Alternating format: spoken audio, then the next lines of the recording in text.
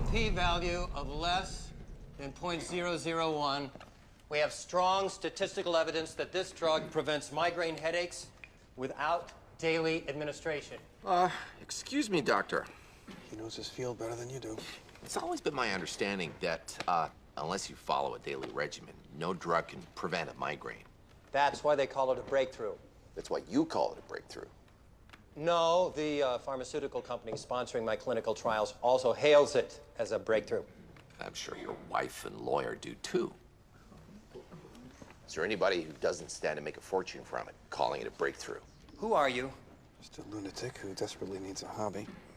How exactly do these studies work? You give this drug to a bunch of people and if they don't get a migraine, you go, voila, my drug works? Excuse me, miss. Do you have cancer?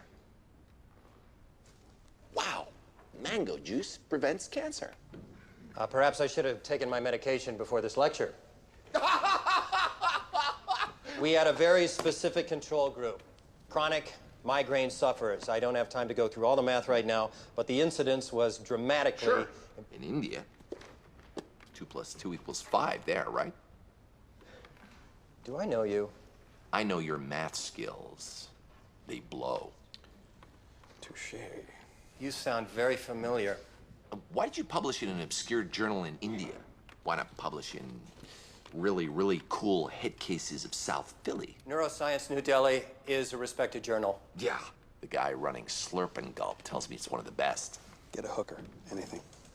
See, I'm thinking that publishing studies is probably the easiest way to get a pharmaceutical company to give you a reach around.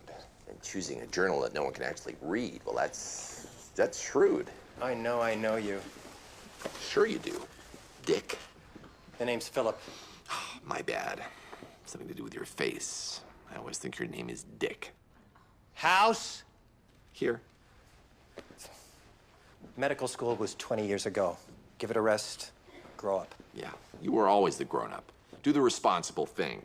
Tattletale. You cheated. I cheated then. You're cheating now. Your drug doesn't work. Oh, yes, you would like to believe that because it plays right into your fantasy. I tested it. Oh, really? What are your parameters? Where's your study? Room 2134. One patient? The coma patient? You haven't changed a bit. You took shortcuts in med school. You're taking shortcuts now. You cannot test this on an abnormal brain. It's so close-minded. He's not abnormal. He's special. Cerebral cortex atrophies in coma patients. You need live, conscious people.